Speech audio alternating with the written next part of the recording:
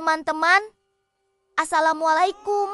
Pernah nggak sih kalian bayangin punya uang banyak banget, bisa beli apa aja yang kalian mau, mainan, gadget, jalan-jalan keliling dunia. Wah, seru banget ya kelihatannya. Tapi hari ini kita mau kenalan sama seorang sahabat Nabi yang super kaya, tapi justru khawatir dengan kekayaannya.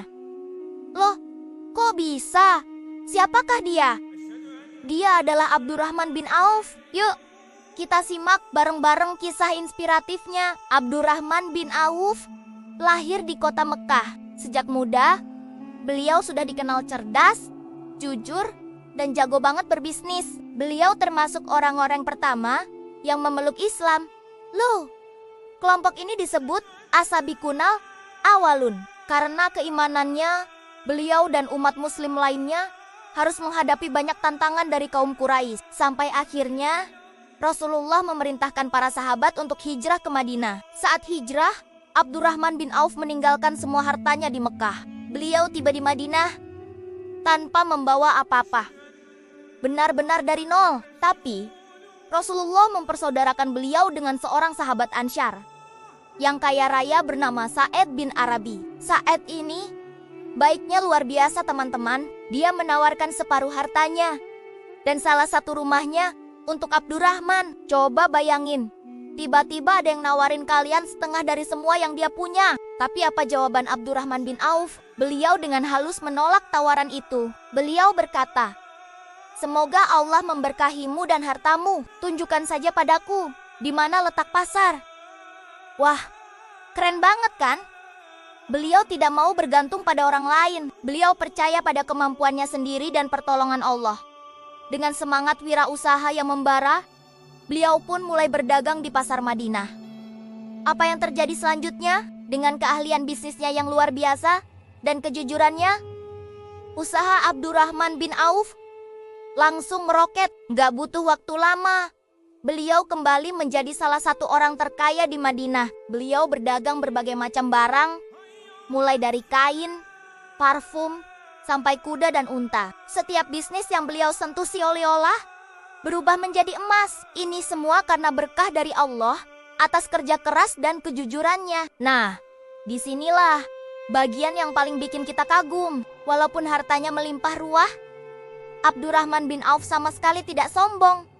Beliau juga tidak lupa diri. Justru, beliau semakin dermawan. Beliau sadar bahwa semua kekayaan ini adalah titipan dari Allah yang harus digunakan di jalan kebaikan. Beliau tidak ingin hartanya hanya menumpuk dan membuatnya lalai. Suatu hari, ada kafilah dagang milik Abdurrahman bin Auf yang datang ke Madinah.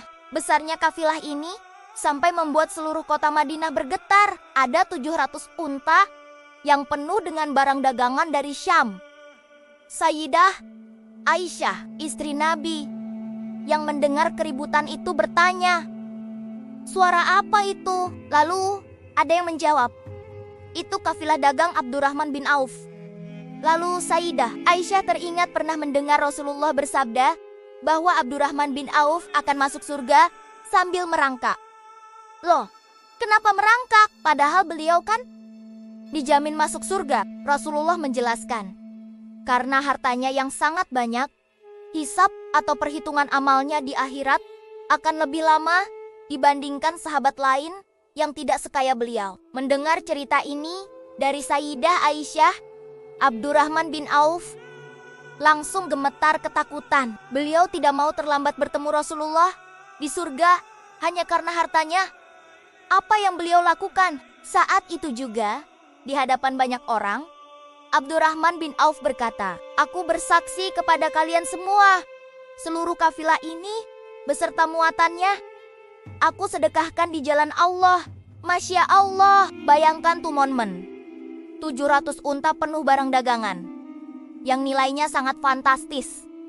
Semuanya disedekahkan begitu saja. Beliau lebih takut terlambat masuk surga daripada kehilangan seluruh keuntungan bisnisnya. Ini bukan satu-satunya kedermawanan beliau. Abdurrahman bin Auf pernah menjual tanah seharga 40.000 dinar emas, lalu membagikan semuanya kepada kaum fakir miskin dari Bani Zuhrah dan para istri Nabi.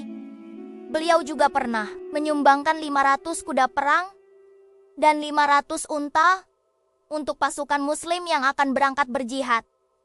Beliau selalu berada di barisan terdepan. Dalam berinfak, beliau benar-benar mempraktikkan fastabikul khairat, yaitu berlomba-lomba dalam kebaikan. Sikap beliau ini mengajarkan kita sesuatu yang sangat penting. Kekayaan itu bukan untuk ditumpuk dan dibanggakan, tapi untuk dijadikan alat meraih ridha Allah.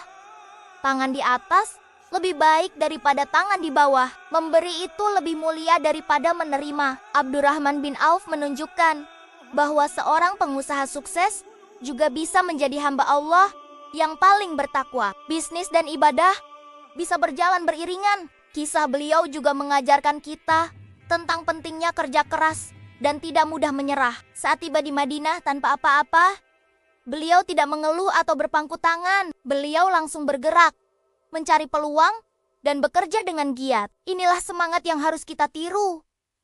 Jangan malas-malasan ya teman-teman. Gunakan waktu dan tenaga kita untuk hal-hal yang bermanfaat. Meskipun sangat kaya, gaya hidup Abdurrahman bin Auf tetap sederhana. Beliau tidak suka bermewah-mewahan. Suatu hari saat sedang berpuasa, makanan lezat dihidangkan di hadapannya. Bukannya senang, beliau malah menangis. Beliau berkata, "Sahabatku, Mas Yebi bin Umair gugur sebagai syahid, dan ia lebih baik dariku. Ia hanya dikafani dengan selembar kain burdah." Sahabat lain, Hamzah bin Abdul Muthalib, juga gugur sebagai syahid, dan ia lebih baik dariku. Kini, dunia dibentangkan untuk kami. Aku khawatir pahala kebaikan kami sudah disegerakan di dunia ini.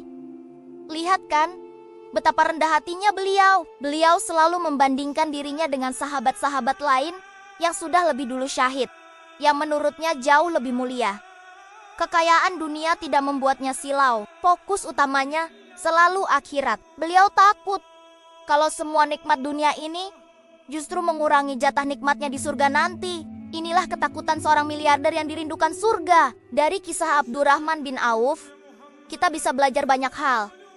Pertama, jadilah orang yang jujur dan pekerja keras. Allah pasti akan memberkahi usaha kita. Kedua, jika kita diberi kelebihan rezeki, jangan lupa untuk berbagi. Sedekah tidak akan membuat kita miskin, malah akan melipat gandakan harta dan pahala kita. Ketiga, jangan pernah sombong dengan apa yang kita miliki, karena semuanya hanya titipan Allah. Dan yang terpenting, selalu utamakan kehidupan akhirat daripada dunia. Semoga kita semua bisa meneladani akhlak mulia Abdurrahman bin Auf, menjadi pribadi yang sukses di dunia, tapi tidak pernah lupa dengan tujuan utama kita, yaitu meraih surga Allah.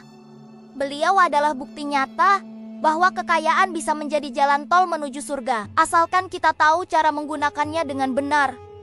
Nah, seru kan ceritanya? Kisah sahabat Nabi memang selalu penuh dengan inspirasi. Jangan lupa untuk terus belajar dan mencontoh akhlak baik mereka ya. Terima kasih sudah menonton sampai akhir. Kalau kalian suka dengan video ini, jangan lupa like, komen, dan subscribe ya. Sampai jumpa di video selanjutnya. Assalamualaikum.